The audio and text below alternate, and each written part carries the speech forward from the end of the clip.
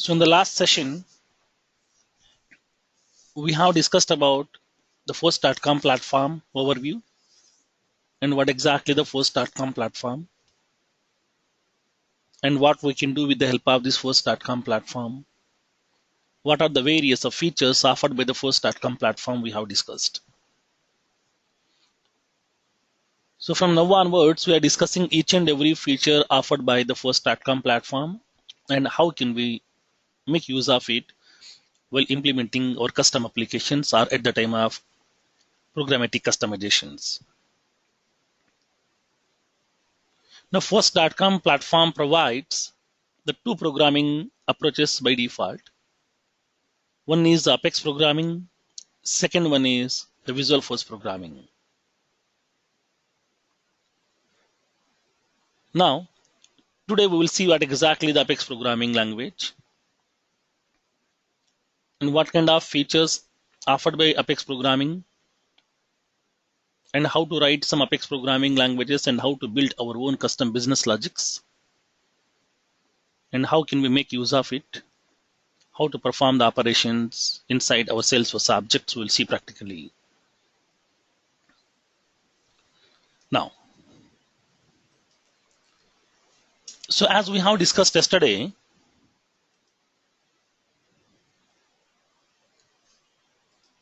that when coming to the every application will be having the three layers inside that. So one is the front end, where exactly we are going to be implementing the graphical user interfaces by which the user can able to interact with that application to perform some operations inside the application. The user can able to insert few records, they can able to modify few records, they can able to delete few records, they can able to see the records or whatever the operation they want they can perform by using that graphical user interface. But the graphical user interface is not having that much of intelligence to perform that operations directly. Internally, when you click on a particular button, it may be insert button, it may be cancel button, it may be edit button, it may be delete button, it may be view button or whatever. Whatever the button controls are available on that graphical user interface, when you click on that button control, it is going to be invoking some business logic inside that. Now that business logic we are going to be providing inside that controller part, nothing but the business logic part. So now this business logic we have to implement with the help of Apex programming. By using Apex programming, we can able to implement the custom business logic. We can implement the custom business logic. Then what is the need of implementing custom business logic over here? For example, whenever I'm creating a new custom object, Salesforce is providing one table and Salesforce is providing the page layout. Salesforce is providing the business logic. Also, then what is the need of implementing my own business logic again? Suppose there might be some requirements here. Assume that. Let's take a requirement. For example, whenever you are creating a new custom object, Salesforce provides a table with the specified name of the object. Because the object name and the table name will be exactly same, Salesforce is providing one table to you. Along with that, Salesforce is providing one graphical user interface also to you. It provides a graphical user interface also with the help of the fields which you have created. Now on that graphical user interface, it is providing the insert button, nothing but the save button, cancel button, and then edit button, delete button, and the view button. All these buttons will be available to you. So now at that time, after entering the data inside these fields, when you click on some save button or insert button, automatically the record will be getting inserting into that associated table automatically over here. The record will be getting inserted inside the table. Now who is inserting that record? Now the record details will be sending to that business logic. Now the business logic is going to be inserting the record details into that associated table. It will be redirecting the user to the detail page of the record. This is the actual functionality is happening inside that. But when coming to the save button, The save button is going to be inserting the record blindly into that associated object. It won't cross check with this name already employee details are available or not. Because if I'm creating the multiple employees information with the same name, if I'm having multiple account employee records with the same name, it will be an ambiguity for me here. So for that here what happened, I need to cross check the duplication process. I need to add the duplication check. So now the duplication check is not available by default inside that save button. When I click on save button, it will be blindly saving that record. It won't cross check that whether with this name already one employee record is exist or not. Blindly it will be saving that. But my requirement is here, before inserting the record into the table, first of all, it has to cross check whether with this name already an employee record is exist or not. If this record is exists with this name, it has to show some message already we have an employee record with this name, so that we cannot create a duplicate record again. No, I want this kind of business logic over here, but that is not available when coming to the save button directly here. Then what we can do, we need to implement by our own. In order to implement your own custom business logic, we are going to be using the Apex programming language. By using Apex programming language, we can able to build our own custom business logic over here. Business logic means what? When you click on a particular button control, whatever the statements that you want to invoke, those statements are called as business logic, which are going to performing the actual operations inside that associated table.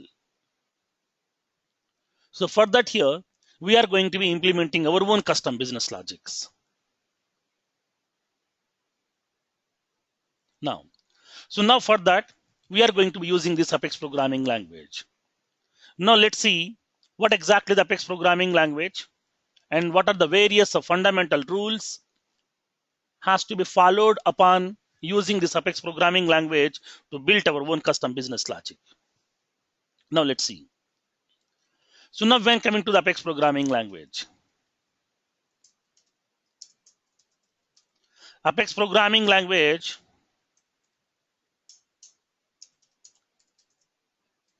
is the world's first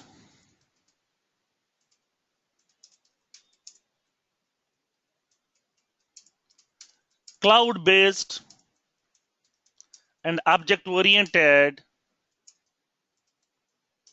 programming language. Apex is the world's first cloud-based programming. It is a cloud-based programming here.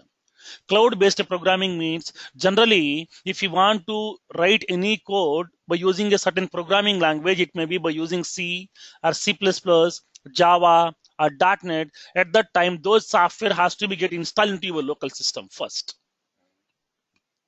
We have to install that programming language software into your local system. Then only we can able to make use of it to build your own custom business logic, to write your programming code, to perform some operations. But Apex programming language no need to install into your local system, because this is purely the cloud-based programming where everything is available inside the internet. Just we have to write the code inside the browser and we have to send the code to the platform. Now the platform will compile that code. It will execute the code. It will send the response back to you. So now for that, when coming to the Apex programming language, this is the world's first cloud-based programming language, and that too, it will be an object-oriented programming language to you. Like as we are having so many object-oriented programming languages are available to you. We are having Smalltalk. Smalltalk is the world's first object-oriented programming language. And then we are having C++. We are having Java programming. We are having C# .NET programming. So many programming languages are available which are purely supporting the object-oriented functionalities. Like the same way, this Apex programming is also purely an object-oriented programming language. If it is an object-oriented programming language, then how the business logic has to be get construct? How to implement this business logic? Now in Apex programming language, each business logic should be implemented in terms of classes and objects. Every business logic, every functionality has to be implemented in terms of the classes and the objects. Every business logic has to be available in terms of a class and in terms of an object here. Now, so what exactly the class, what exactly the object will see practically. Now, when coming to the Apex programming language, by using Apex programming language, what we can do? By using this Apex programming language, we can able to perform the various operations inside your Salesforce instance. So then what kind of operations we can do over here? So now, when coming to the Apex programming language, by using this programming language, we can implement the complex validation rules. Complex validation rules and the complex transactional flows. Whatever the business logic that you want, whatever the complex validation rules that you want, everything we can able to implement with the help of this Apex programming language. Because already we did some validation rules also by using some ready-made functions given by Salesforce. But there are some limitations are there. On an object, we can able to have maximum of 100 active validation rules, not more than that. There is a limitation is available here. For example, I want to go beyond those limitations.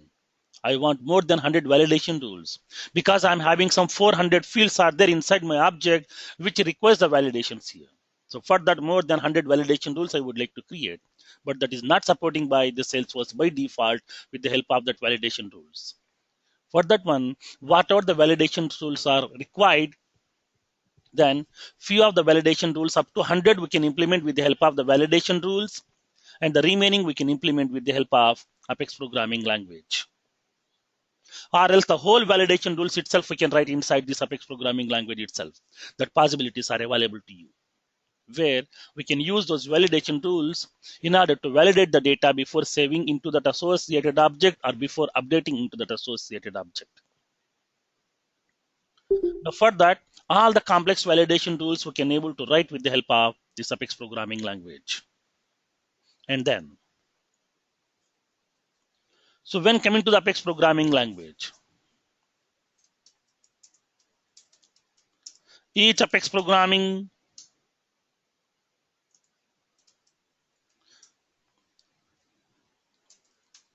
each statement in the Apex programming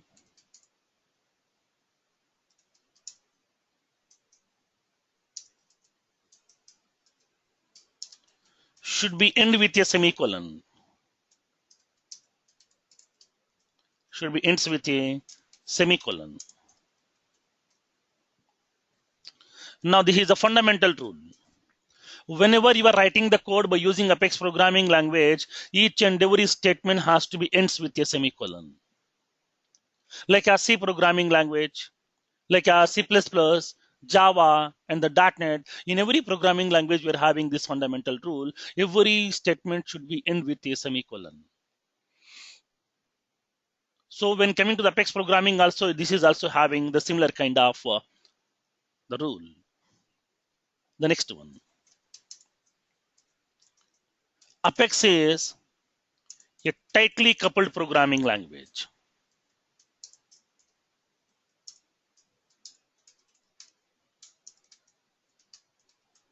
Tightly coupled programming language.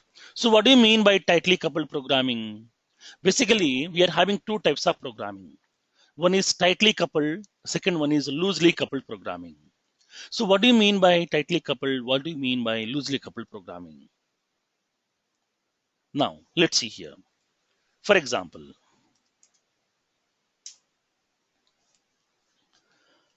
so let's assume that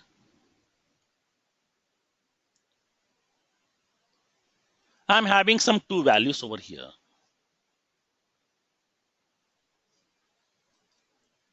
I'm having two values, 100 and the 500. Now I want to perform some operations on this one. It may be some mathematical operations. arithmetic operations. Why? Because these are the numerical values.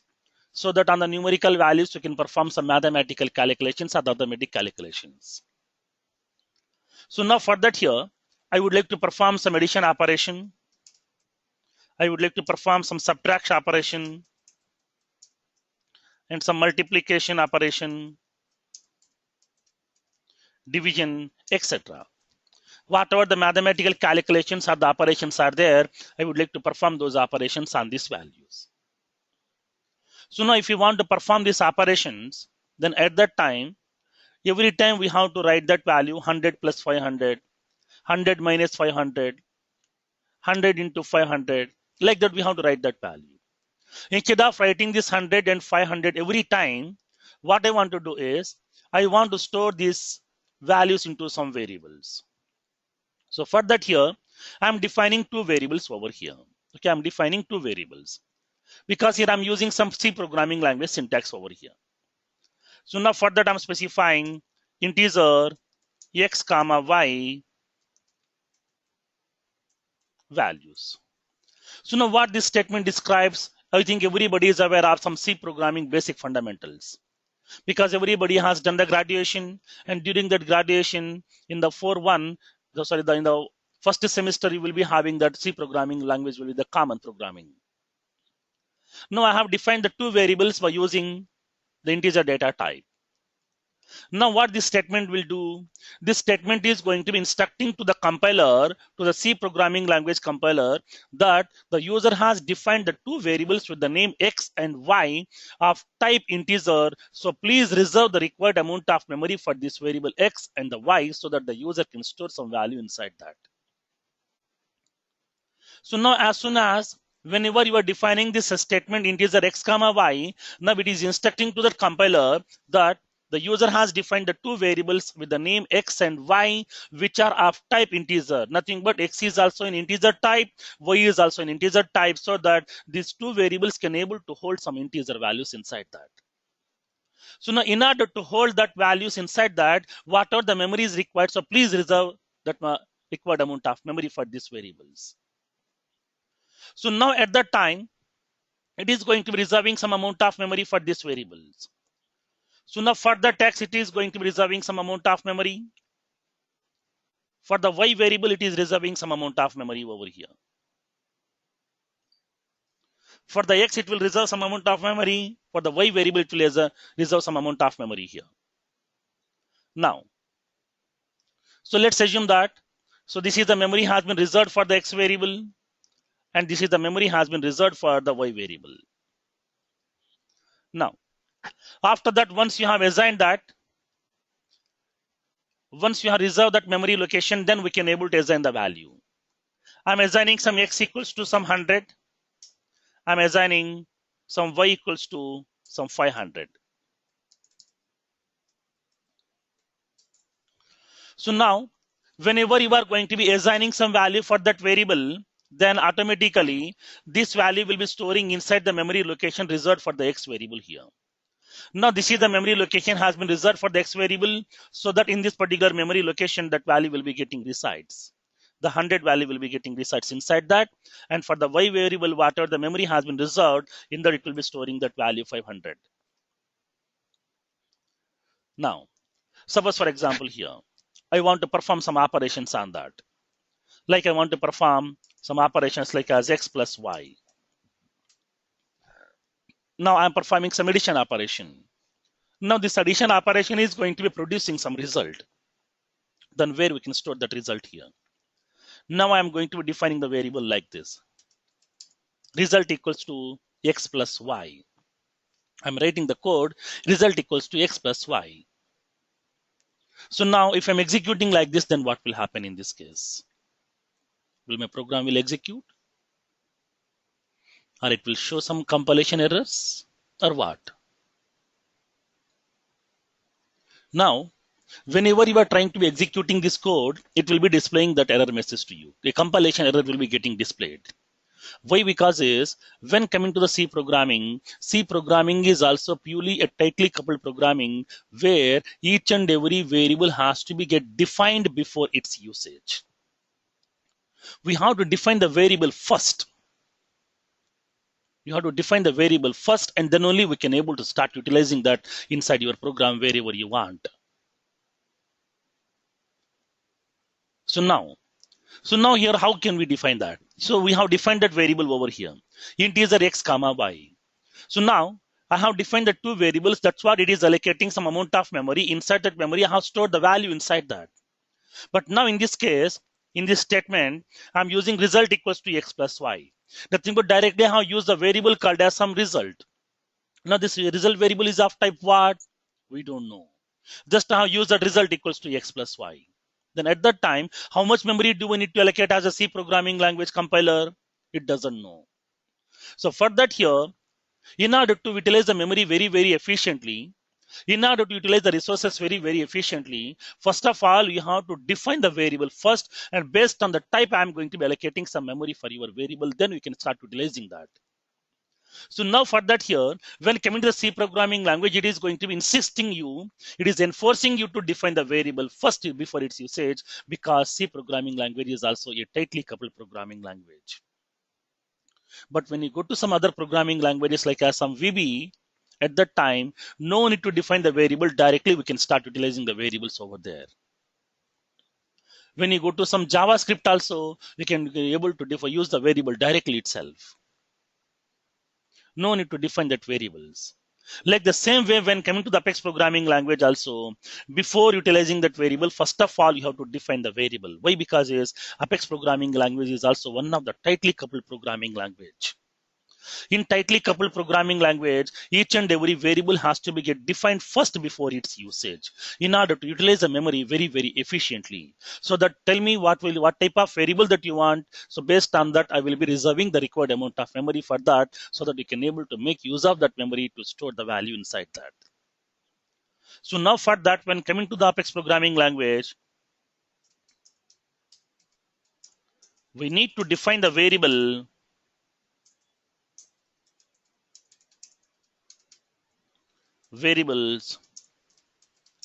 before its usage. First of all, we have to define the variable, then only we can able to start utilizing that variable over here. Now, so what are the other fundamental rules given by the Apex programming language here? By using Apex programming language, we can build the custom business logic. Custom business logic, whatever you want.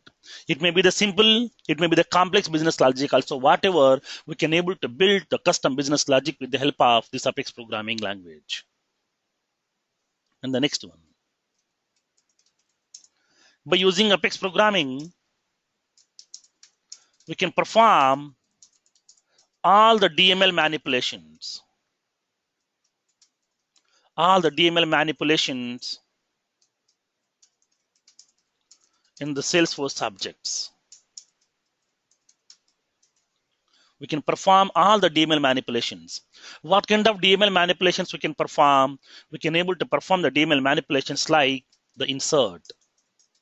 We can insert the record through programmatically. We can update the record through programmatically. We can delete the record through programmatically. We can undelete the record through programmatically. We can upsert the record through programmatically itself.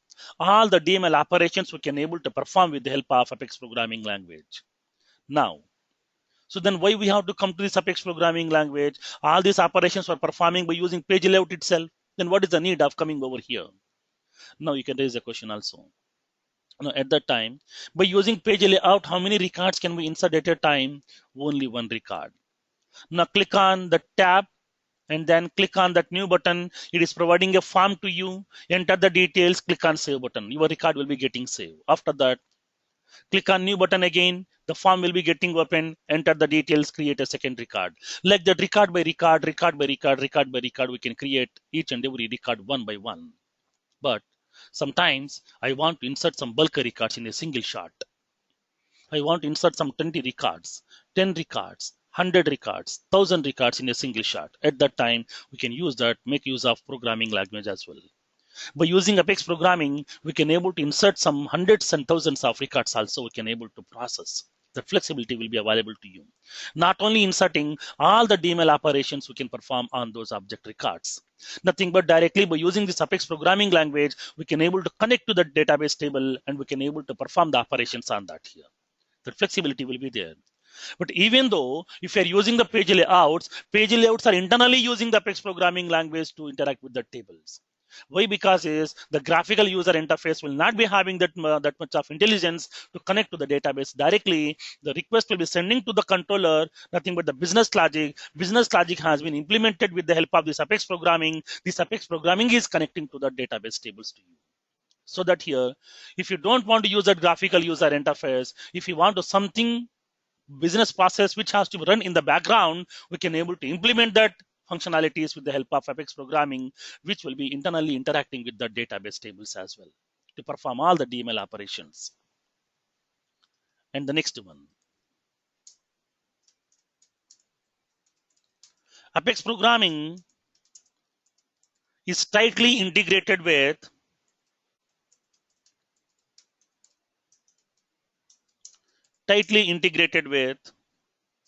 Salesforce objects. Apex programming is tightly integrated with the Salesforce objects. Objects means tables. Object means tables. Whenever you are creating an object in Salesforce, then what will happen? We'll see practically there also. It creates a class to you. It creates a class to you. What it contains, everything we'll see practically when moving forward. Now, after that, so only this DML operations we can perform or any other operations. Now, by using Apex programming, we can retrieve the records from the Salesforce objects, with the help of SOQL queries. So now by using this SOQL queries, nothing but Salesforce object query language. By using that SOQL queries internally in the Apex programming language, we can able to interact with the database tables. We can able to fetch some records from that table as well. SOQL queries are used to retrieve the records only. That's it. SOQL queries are used to retrieve the records only here. We cannot perform any other operation. Just we can retrieve the data, like as your select statement inside your SQL programming. In our database programming, you are having the select statement. That exact select statement is done available with the help of SOQL queries. Now, sometimes I would like to search for some content. Then how can we search for the content over here? For that, Salesforce is providing one programming called as SOSL. That SOSL also we can able to integrate it or incorporated inside your Apex programming language itself. By using Apex, we can search for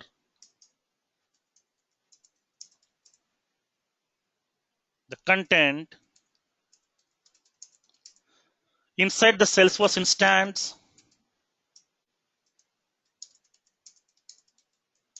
with the help of SOSL queries.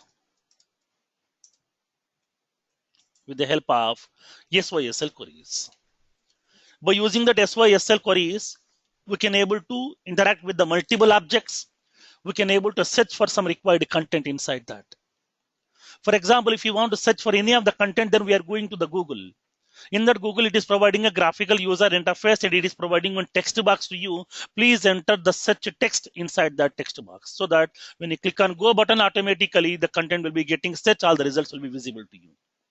Like the same way here also, we can able to search for some content inside that associated objects in Salesforce as well. Then functionality is available when coming to that Salesforce with the help of SOSL. SOSL is nothing but a search engine. Okay, this is available. This is called as a search engine, which is used to searching for some content inside the multiple objects in Salesforce at a time. Now, after that, by using Apex programming,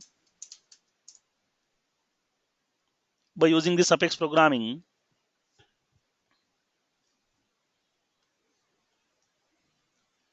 we can integrate the Salesforce application with the external systems with the help of REST or SOAP API. So now generally, in order to have the integration of your application with any external system, generally the people are going for the integration tools. We are having some enterprise application integration tools are available. Like we are having TIBCO, WebMethods, CBeyond, and the Microsoft BizTalk, etc. So many integration tools are available. But these integration tools are again an on-premise tools. We have to invest the huge amount to buy the license of this tool, get that software, maintain your own local server, install into your local server, and start mapping the integration between your application. And then in future, after 1 year, that organization is going to be releasing the latest version of that software to you. It may be TIBCO, it may be WebMethods or BizTalk or whatever. That organization will be releasing the latest version of that software to you, which will be having some advanced features inside that. If you need that features, then we have to buy the latest version of the license again by investing the huge amount and upgrade into that your local system, and then we have to map the integration again. After 1 more year, again, those people will release the latest version of the software again. At that time, we have to buy the latest version again by investing the huge amount. So like that, keep on, we are going to be upgrading our existing version with the latest of features by purchasing the latest version license by investing the huge amount. So at that time, it will be very, very difficult to upgrade every year. It will be very, very costly. It will be very, very expensive. So that here, instead of using that expensive integration tools, we can able to use 2 APIs which is giving with the Salesforce to you by default and free of cost. Salesforce is providing 2 APIs to you. 2 APIs. API means what? Application Programming Interface. What it contains a collection of classes inside that. A ready-made built-in classes are available inside that, which is giving by the Salesforce, by which we can able to have the integration of your Salesforce application with any external system. So for that here, instead of investing the huge amount to buy the expensive licenses of that integration tools, we can make use of our API like as SOAP API and the REST API by which we can able to have the integration of your Salesforce with the external systems. So now for that here, we can able to integrate your application with the help of these 2 APIs which we can able to access inside your Apex programming itself. These are also providing some set of classes to you which has been built upon by using Apex programming language itself. Now those classes we can able to access inside the Apex programming, and then we can able to implement that functionalities as well. And the next one, the Apex programming. Each Apex programming code or statement should be compiled and executed by the application server. Application server inside the force.com platform. So now here, when coming to the C programming language, every programming language will be having its own compilers. Okay, every programming language will be having its own compilers. Like C programming language will be having its own compiler. C programming language compiler is there. And C++ will be having C++ language compiler. Java is having Java compiler like as Java C. And the C#.NET will be having their own compiler CSC. CSC is the C# compiler, C# compiler. Now for the VB.NET, they're having VB compiler, VBC. Like that here, every programming language will be having their own compiler. So what the compiler will do, compiler is going to be verifying the syntactical mistakes written by the developer. Whatever the code the developer has written, in that code, if there is any syntactical mistakes are available, that syntactical mistakes will be identified by using that compiler itself. It is going to be verifying that whether the user has written that code based on the rules and the standards given by the programming language or not. Whether he is following those rules given by the programming language while writing the code or not, it will be verifying by the compiler to you here. Now, when coming to your Apex programming language, do you have the compiler or not? Yes, we have a compiler. What is that compiler? Apex compiler. Where it is available? Not in our local. This is available somewhere else. Where it is available? Now we'll see practically over here. Now, let's see here. When coming to the Apex programming language, what is the programming execution architecture? We'll see practically over here, so that you can able to understand what are the various components involved inside that whenever you are going to be executing your Apex code. Firoz, what is the application server in Apex? It's a WebSphere? No, it's not the WebSphere. They are using their own customized application server inside that the first.com platform. Salesforce is having their own server. Oh, okay. Now let's see what will be the execution architecture of your Apex programming language. Nothing but after writing the code, when you click on execute or when you click on save, what will happen internally in the backend? Now we'll see practically here. Now,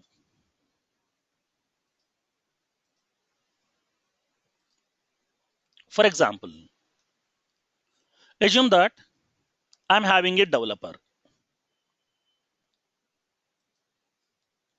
I'm having a developer.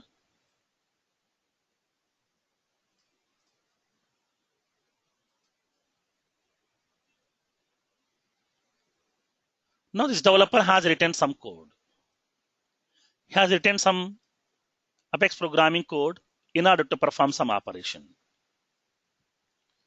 Let's assume that he has written some code. So there is some file is there. Inside the file, he has written some Apex code.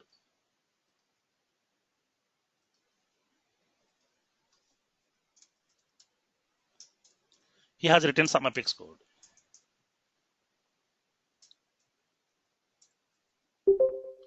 He has written some Apex code here. Now, once you write this Apex programming code, as soon as when you click on save button, then what will happen in this case? Now, once you are done with the Apex programming language code, when you click on save button, as soon as when you click on save button, in order to save your Apex code, what will happen? Now we will see practically over here.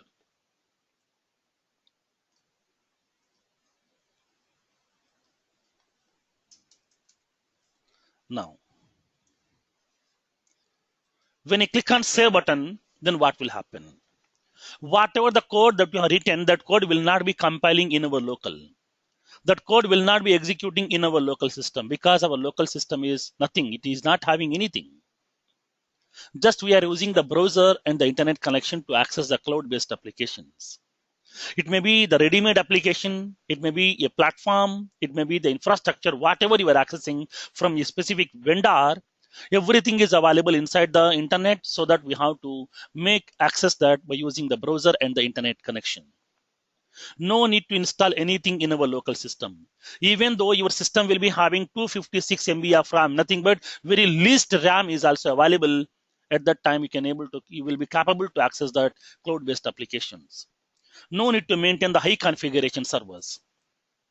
Now, what are the memory that we have that is sufficient? Because we are not storing anything in our local system. We are not installing any additional softwares inside our local system. Just we are using the browser, internet connection. That's it. So that even though you will be having the very least level of configuration system, that will be enough to access that cloud-based application, so that no need to invest a huge amount to buy a high configuration system.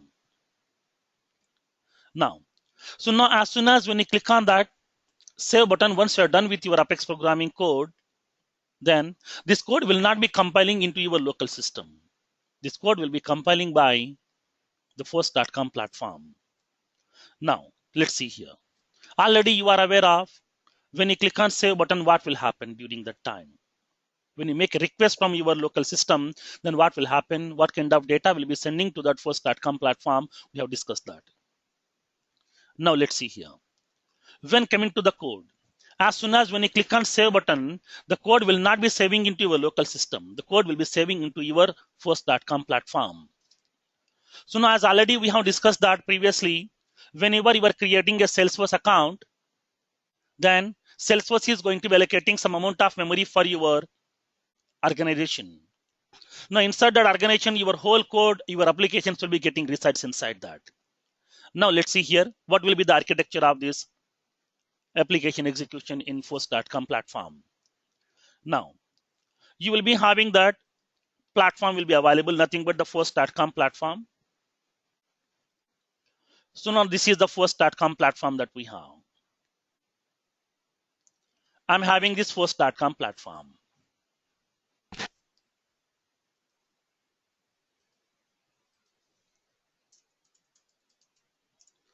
So now this first.com platform will be available where? Inside the Salesforce instance.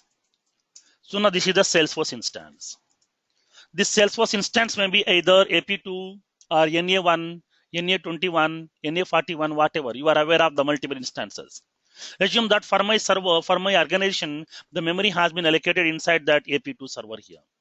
Now this is some AP2. So now this is the AP2 server over here.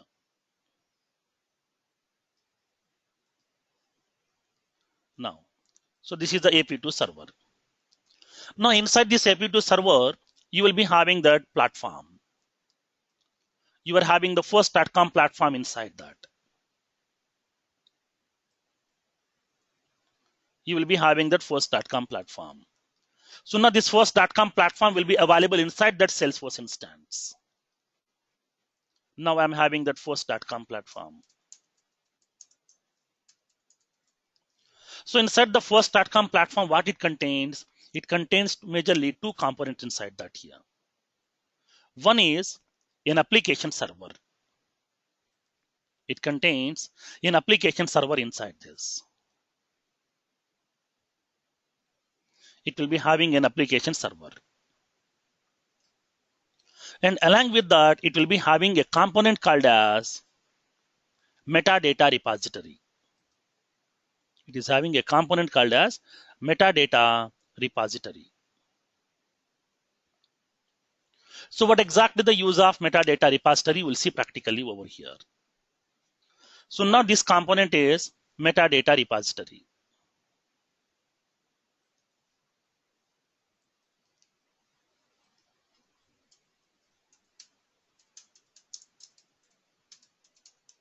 So now what it contains basically, metadata repository contains all your Apex classes, all your triggers, all your Visualforce pages, whatever the functionalities that are written, everything will be available inside the metadata.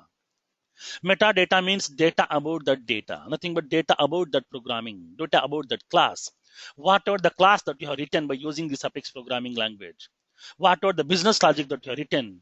What are the triggers you have written? What are the Visualforce pages that you have implemented? Everything will be available inside that metadata repository for you.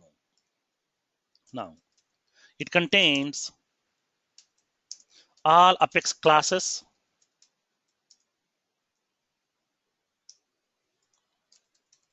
triggers,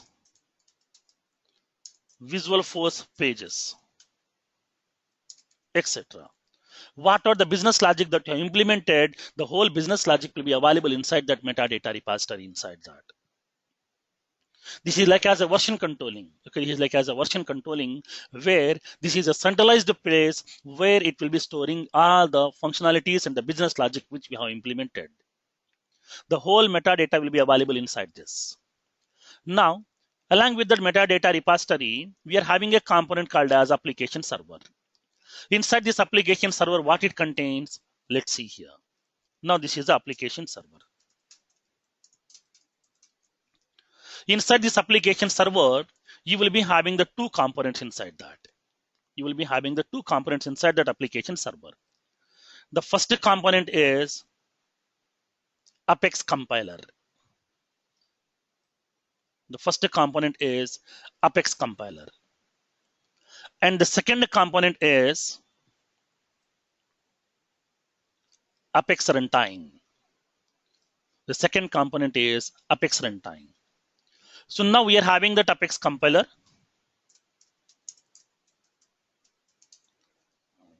This is the Apex compiler that we have.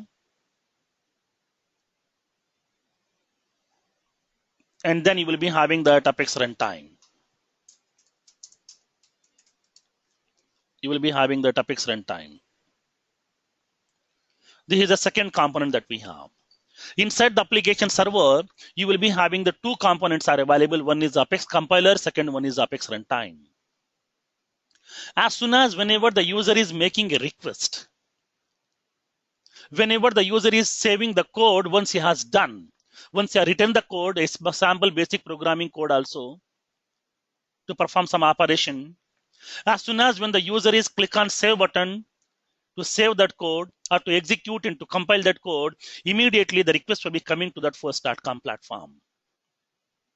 As soon as when the user click on the save button, the request will be coming to that first.com platform over here. It will be coming to that first.com platform. Now, the request will be coming to that first.com platform.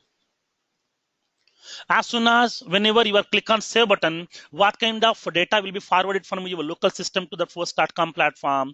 It is sending so much data over here.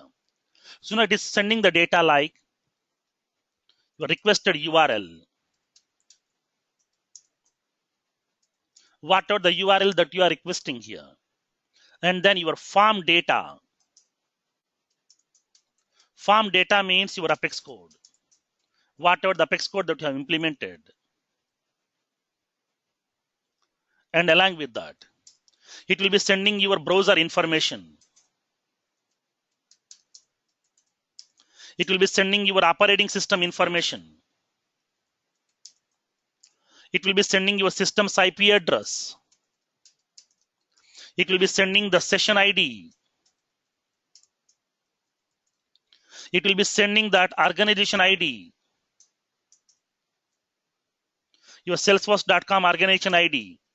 And along with that, it is sending that user ID as well.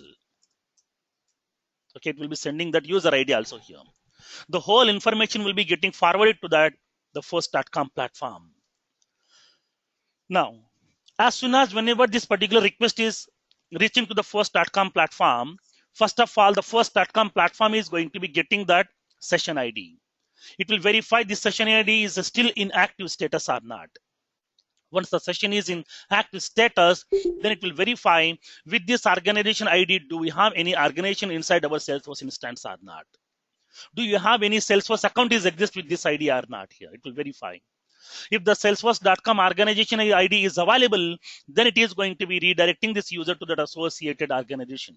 So at that time, as soon as it will be reaching to that application server, now first of all, it is going to be verifying this organization user ID. For this user ID, what are the permissions are available inside the profile?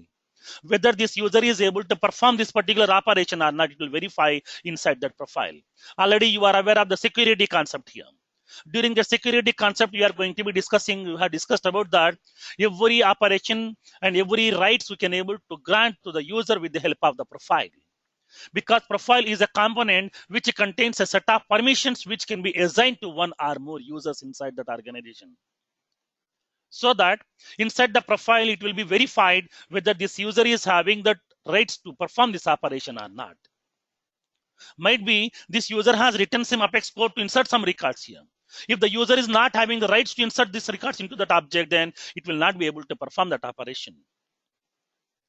Because this user is not having the rights to insert the record, just he is having read permission, but he is not having the right permission to create some records inside that.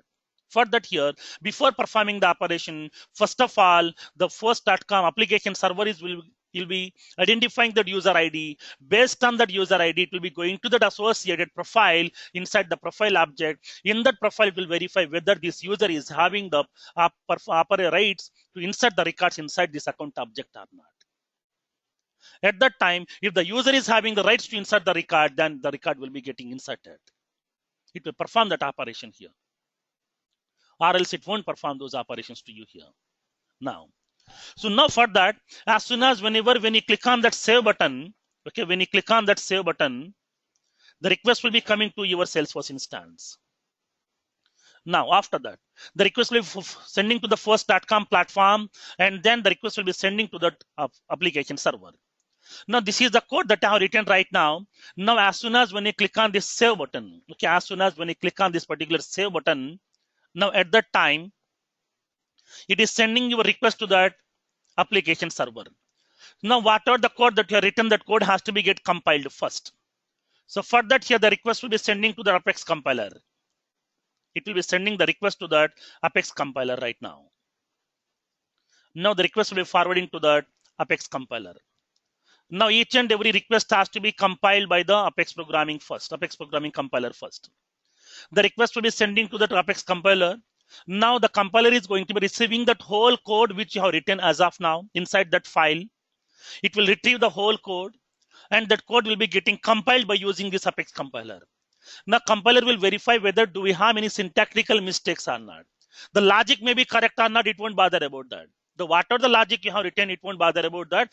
Just it will verify while writing that business logic whether you have followed all the syntactical rules and the standards and the guidelines given by the Apex programming language or not. That's it will verify here. It won't verify whether that logic is correct or not. It won't verify here. That will be decided at runtime. Now, for that here, once the programming language code has been compiled successfully, okay, once the programming language code has been compiled successfully, here one more case will be getting arised. At the time of compilation, if there is any syntactical mistakes are there, then what will happen here? If there is any syntactical mistakes are available inside that code which you have written, then immediately this Apex compiler is going to be sending the response back to that user. It is sending that response back to the user. There are some syntactical mistakes are available inside your code. It is sending that response immediately here. Now it will send that response.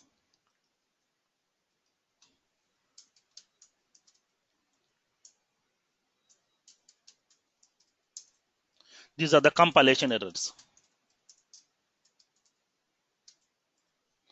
Regarding that compilation errors, it is sending that response immediately to that particular user. Now, whatever the code previously he has sent, this is an uncompiled Apex code. He is sending the request to that first.com platform with the uncompiled Apex code. Whatever the code that you have written, this is not yet compiled. Now we are sending that uncompiled Apex code to that first.com platform for the compilation here. At the time of compilation, if there is any syntactical mistakes are available, immediately the Apex compiler is going to be sending the response back to that user that there are some compilation errors are available. So please rectify this code and please resubmit for the compilation again. Now, so now, for example, if there is no compilation errors available here, then what will happen? If there is no compilation errors are available, then at that time, now the Apex compiler is going to be compiling your code successfully. Now it is going to be storing that code into that metadata repository. Whatever the code that you have implemented, that code will be saving into that metadata repository automatically here. In that metadata repository, your code will be getting saved. What code? Compiled code. Nothing but the compiled Apex code will be saving into that metadata repository. Compiled Apex code will be saving into that metadata repository inside that. So now whatever the Apex programming language code that you have compiled successfully, that compiled Apex code will be saving into the metadata repository here. Metadata repository is nothing but the location where exactly we can able to save all your Apex classes, your triggers, and the Visualforce pages code. Everything will be getting resides inside this place. Now, whenever it is saving this code into that metadata repository, then it will be making an entry inside a table here. Now, internally, Apex compiler is going to be maintaining one table called as Apex class. Okay, Apex class is a table internally it will maintain to you here. Like as when coming to the account records, we are storing that account table. When coming to the contact records, we are using the contact table. For the opportunity records, we are using that opportunity table. For the Apex classes also, it will be maintaining one table that is called as Apex class table to you over here. Now, let me show you practically here. Let's go to your Salesforce instance. I will show you practically that. I'm logging into that Salesforce instance.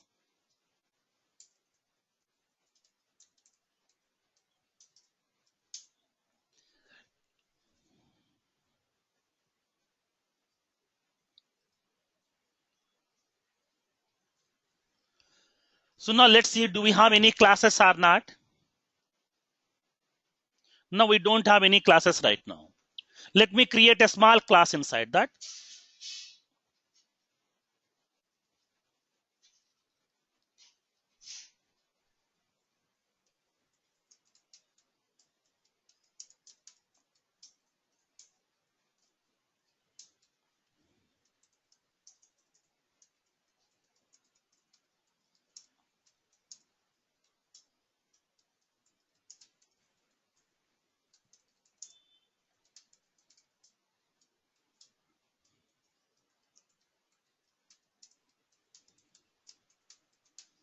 Assume that I have defined few variables inside my class.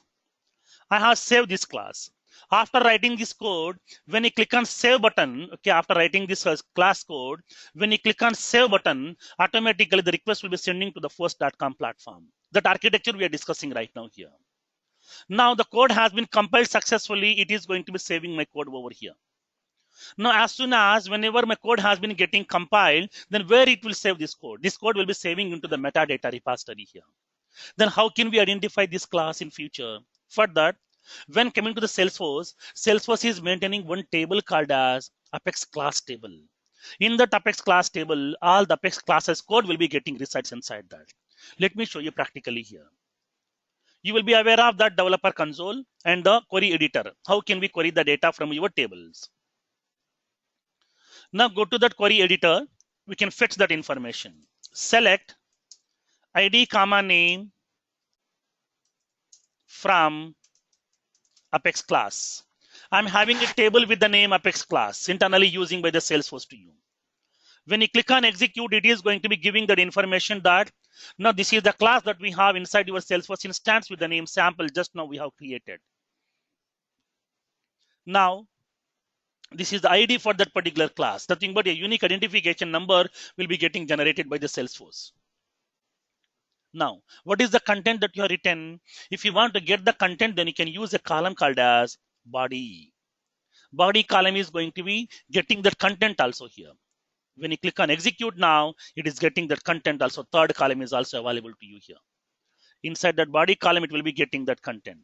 If you want to get the content, just double click on that, copy that whole code, Control A, Control C, you can able to paste wherever you want. So this is the code that we have written inside that. Whatever the code that we have written, everything will be available to you. So now these are the three variables that I have defined inside that class.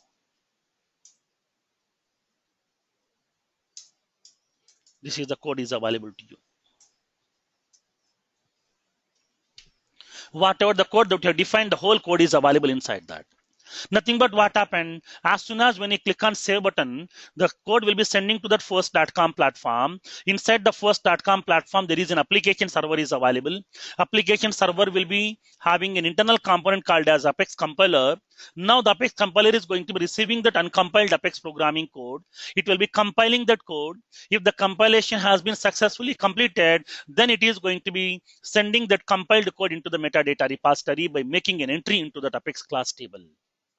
As soon as whenever it is storing that code into the Apex class metadata repository, the code will be getting generated here. This is the ID has been getting generated for that Apex class here. Now this ID will be sending to the Apex runtime. Now it is going to be sending that code to the Apex runtime here. As soon as Apex compiler is going to be compiling the code, as soon as once the code has been saving into the metadata repository, now immediately it is going to be sending that indication to the Apex runtime that just now I have compiled an Apex class code and that code I have stored into the metadata repository. So this is the ID of this class here. So now please get this class and then execute the code and then generate the result, send the response back to that result here, user. So now for that immediately, it is going to be sending an indication to that Apex runtime. Firoz, the metadata is like the class that you showed, that one is a metadata or something else also it will See, have? you will be having two files will be there in the metadata repository. One is the actual code which you have written, and the second one is a metadata file which is an XML based file to you. Two files will be available for every class. It may be trigger, it may be visual first page, whatever you have written. For every functionality, will be having the two files. One is the actual code, nothing but the class file which you have written, and the second one is the metadata file that is purely an XML based file to you. So we can view that? Yeah, we can view that here. Now, by using that Eclipse IDE, we can able to view that code as well. You can view that two files also here. When moving forward during that Eclipse IDE, we are discussing over there. How to configure the Eclipse IDE? How can we get that whole Salesforce code into our local system by using the Eclipse IDE? How can we write the code inside that Eclipse IDE? And how can we move the code to our Salesforce instance? How can we synchronize the code? How to deploy the code? Everything we'll see practically. Now, so now when coming to the Apex compiler, as soon as the code has been getting compiled successfully, it will be saving that code into that metadata repository. It will be making an entry into that Apex class table. And then whatever the ID has been getting generated by the Salesforce for that Apex class, that ID will be sending to the Apex runtime. Just it is indicating to the Apex runtime that as a compiler, just now I have compiled that code. Now this is the code that I have compiled, I have stored into the metadata repository. This is the ID of that particular class. So please get this code and execute the code and send the response back to the user. Now at that time, as soon as the Apex runtime is going to be receiving that Apex class code ID, now it is going to be making a request to that metadata repository again. It will be sending a request to that metadata repository. Now it is sending the request to that metadata repository right now. So now the metadata repository for what? Compiled Apex. Nothing but please provide me the compiled Apex code over here. Now this is for request for the compiled Apex.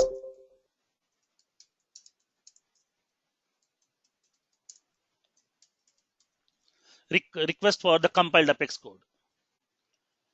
So now whatever the Apex code has been stored inside that metadata repository by the compiler, in order to get that Apex code, it is making a request to that. So now it is making a request. It is making a request to that metadata repository that please provide me that Apex programming code which has been stored inside the metadata repository.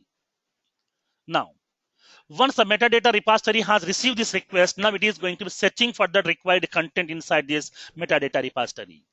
As soon as it has identified that requested code, now it will be sending that response back. Nothing but it is sending that code back to that particular Apex runtime. Now the Apex runtime will be receiving that requested code.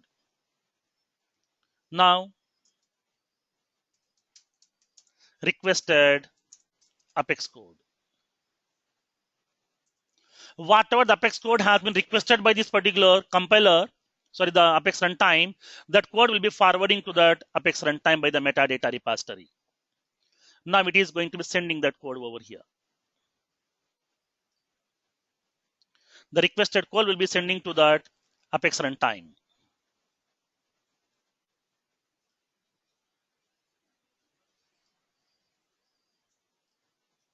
Now, as soon as Apex runtime is receiving this particular code from the metadata repository, now it is going to be executing that code. It will get that code. It will be storing that code into that buffer memory.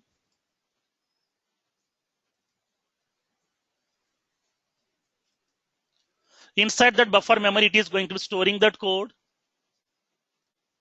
And then it will store that code into that buffer memory here.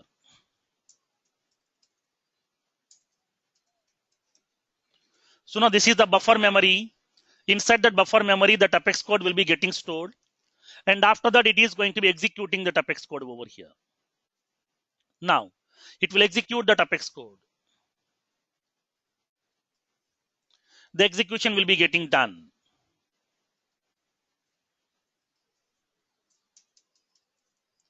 Execution. Now, whenever it is going to be executing the Apex code, sometimes it has to be get interact with the database also here.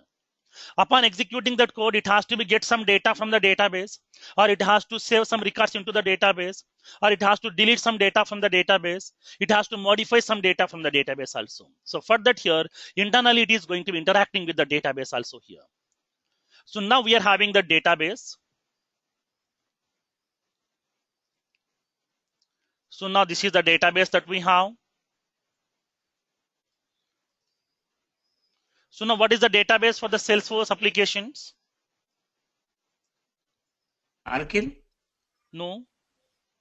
We have discussed about one database. Data.com? Database. Database.com, sorry. Yes, right. So now when coming to the Salesforce, Salesforce is using one database called as database.com. But internally it is Arkil, right, Firoz? Database.com built on Arkil, right? No, it's built not built upon Arkil. It's like as an Arkil. It's a customized of that Arkil database. Oh, okay, okay. I read somewhere that they built on Arkil, or they steal somewhere. There is Yes. some. Arkil is a normal SQL query based database, but this is the database.com, which has offered by the Salesforce is purely ORM. Okay, ORM technology. So now inside this database.com, you will be having all your Salesforce objects will be getting resides. So at that time, in order to perform some operations inside that object, now it is going to be interacting with the database as well. It is interacting with the database. It is performing those operations inside the database also. At the time of execution, it is interacting with this database also. It may insert some records. It may update some records. It may delete some records. It may fetch some records also. For that, bidirectional navigation is available between this execution process and the database.com. So now once the code has been getting executed, now it is going to be generating the response, and then that response will be converting into that HTML format here. Now, whatever the response it has generated, that response will be storing inside that the HTML format. Result in HTML format. Whatever the result it has generated, that result will be converting into that HTML format. That HTML format of result will be storing inside that. It will be converting into that HTML format. That HTML format of content will be sending to that associated user. So now this response will be sending to that associated user who is making that request.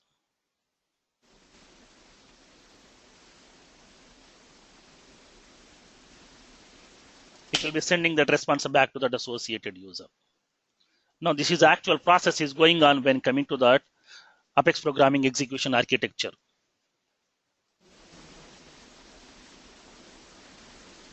This is the response, nothing but the result.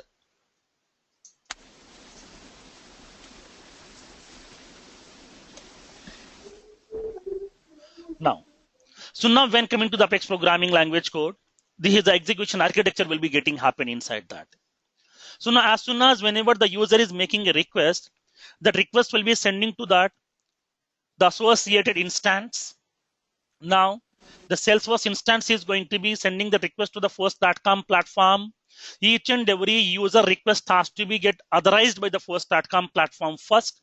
Now the Force.com platform is going to be authorizing the request by using that session ID, by using that organization ID. If the session is inactive, then it is going to be indicating that this user is in active status, so that here we will be allowing this user to enter into our Force.com platform. And then it will verify whether this organization IDs exist or not. If the organization IDs exist, then only it will be allowing us to enter into that Force.com platform. Once the user request has been entered into the Force.com platform, now the request will be redirecting to the application server, which is the customized application server using by the Salesforce people. Now the request will be sending to the application server. Inside that application server, you will be having that Apex compiler. The request will be routed to the Apex compiler. Now the Apex compiler responsibility is it has to receive that uncompiled Apex code. It has to compile that code. It has to verify, do we have any syntactical mistakes available inside the code or not. It won't bother about whether the logic is correct or not, just it will verifying that syntax is correct or not. That's it. Now, for that here, And whenever it is trying to be compiling the Apex code, if there is any compilation errors are available at that time, your code will not be saving into the metadata repository. Immediately it will be sending that response back to that user that there are some compilation errors are available, so that we are unable to compile your code successfully. We are unable to save your code into the metadata repository. So that please modify the code and please resubmit the code again for the recompilation process.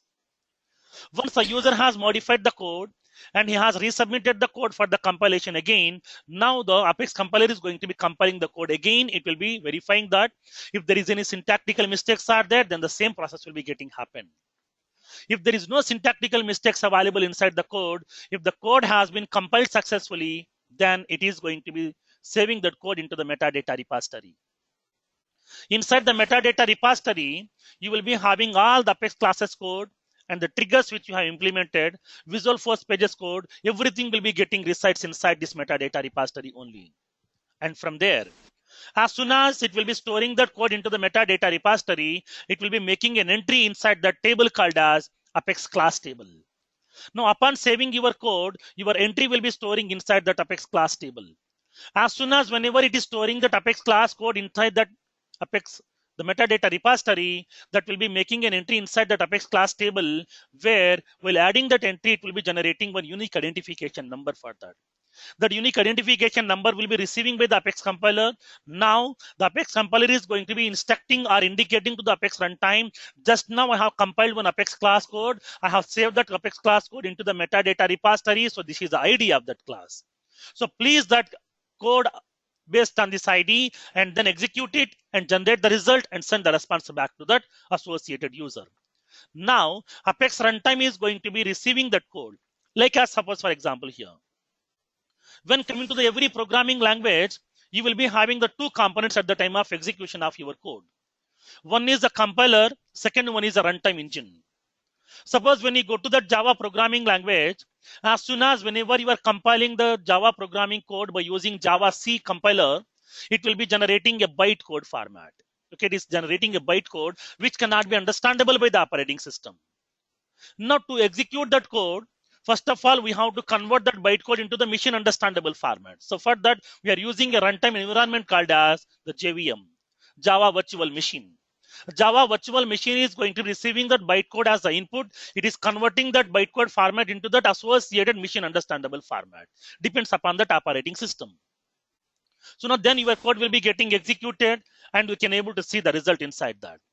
Suppose when you go to the .NET programming language, whenever you are compiling there some C# programming code by using a compiler called as CSC, C# compiler, it will be converting that source code into that a separate format called as MSIL format, nothing but Microsoft Intermediate Language format.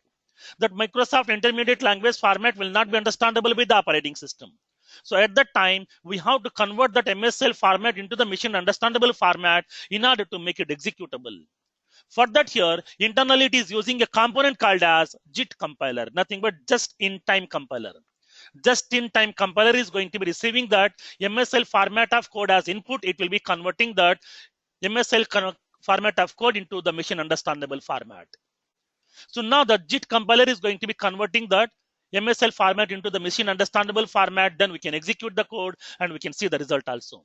Like the same way here also, we are having the compiler, we are having the runtime. When coming to the Java programming, we are having a compiler, we are having a runtime that is called as JVM. For .NET also, we are having a compiler that is some CSC and the runtime engine is called as some JIT compiler. Like the same way, when coming to the Apex programming language also, we are having a compiler and we are having a runtime. Compiler is going to be taking care of the responsibility of compiling the Apex code which you have implemented. And the runtime engine is going to be taking care of executing the Apex code which has been compiled successfully. So that as soon as Apex compiler is done with the compilation process, it will be sending that class ID to that Apex runtime. Now the Apex runtime is going to be receiving that ID and then it will be making a request to that metadata repository. Now please provide me the Apex code which is associated with this ID. Now the metadata repository will receive this request from that Apex runtime. It will be identifying that ID of that particular code. Based on that ID, it will be fetching the whole data from that Apex class table. It will be sending that response back to that Apex runtime. Nothing but whatever the Apex programming code requested by the Apex runtime, that code will be sending to that Apex runtime. Now Apex runtime will receive that code. It will be storing into the buffer memory here. Once the data has been, the code has been saving into the buffer memory, now it will start executing that code. Upon execution, it may be interacting with the database also to perform some database operations, nothing but the DML operations and retrieving the data, whatever. And then it will be executing that code by interacting with the database. After that, it is generating the response. That response will be converting into the HTML format. Why it is converting into the HTML format? Why? Because Salesforce is not an on-premise application. It is on demand. Everything we are going to be accessing by using that browser itself. By using browser and the internet connection, we are accessing that. So that whatever the result it has generated, if you want to display this result into the browser, then it is to be in a HTML format. So that here, this application server is going to be taking the responsibility of converting this particular result into that HTML format. The HTML format of content will be sending to the client browser. In the browser, the user can able to see that result itself. So for that here, each and every result or the response which has been received by this Apex runtime, it is converting into that HTML format. That HTML format of content will be storing inside that, sending into that user, so that the user can able to see inside that browser itself. So this is the whole execution process is happening when coming to the Apex programming code. This execution architecture is very, very important. When coming to the entry point of view, definitely they will raise this question. What exactly the metadata repository, what is Apex compiler, what is Apex runtime, how these are communicating with each other. These are very, very important in the entry point of view. Okay. Firoz, how many application servers per, like each organization will have an application server, or it is a common for across the organization in the Salesforce instance, or they have a cluster? For every instance, you will be having a common application server, not the multiple application server. It's more than one then. Sorry? It will be in a cluster, right? It's more than one, right?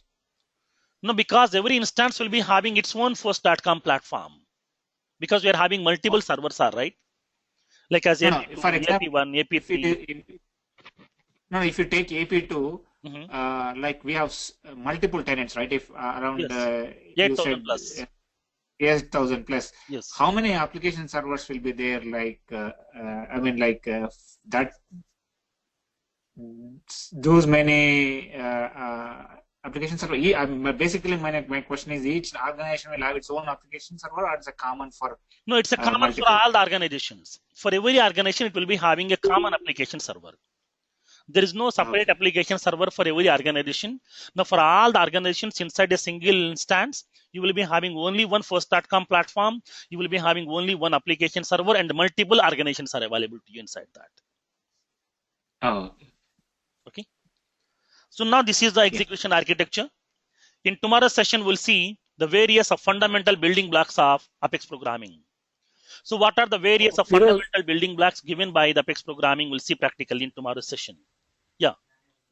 Yeah, Firoz, can we see compiler file, physical compiler file? No, we can't see that physical compiler file. Because when you go to that Java programming, once you compile that, it is generating some class files to you. We can see that class files. But here, we cannot see that compiler files. Just we can see our source code. Okay. Can we debug it let's say we wrote some code. Okay. We want to see where it is failing. Can we debug line by line? No, line by line debugging is not available to you, because whenever you are executing that code, at the time of execution, for each and every execution, it is generating a separate log file to you. That log file is called as a debug log file. In that debug log file, we can able to trace it out where exactly our code is failing. What is the reason? Everything we can able to trace it out inside the debug log file. When moving forward, we'll see how can we see the debug log files, where exactly it is available to you, what it contains, everything we'll see practically over there. Like Java, we cannot put the debug point here, right, Firoz? Because you will be having in Java, you can place a breakpoint also. You can able to debug the every line. Yeah, you cannot put a breakpoint, all those things. Yeah. Yes. Because Java will be having one IDE will be available to you. Like as we'll be having the Eclipse is the one of the IDE which we are installing into your local. You can able to debug that code. Why? Because Okay. the programming language is also available inside your local system, and the ID is also available in our local system. Code is also saving inside the local system itself, so that we can able to make a breakpoint and we can able to debug the code line by line as well. But here you don't Oh. have that option. In the debug log file, we can able to cross check that. No, but if you're using Eclipse for the force.com with that But even Apex though if dev- you're using that Eclipse IDE, but the programming has to be get executed from the internet only, from the force.com platform only, so that it is not. Oh, you cannot- flexible. No. We Oh, you don't have cannot do a that. breakpoint. Okay. Yes. Okay, because you cannot run the server in a debug mode. You cannot do that Yes, one since yes. it is executing. And okay, Yes. got it. Okay. Okay, Firoz. Thank you. Yeah, please share that that Firoz the. Yeah, sure. the- Dump I will share today, because I will be getting Okay, the thank- 201 dump today. I will be sharing that. Sure. Okay. Thank you. Firoz, that functions, field functions. Yeah. Okay. That will be the formula fields, right? So now I will be sharing. I formula. will share that today. But today evening I will share that. Okay. Yeah.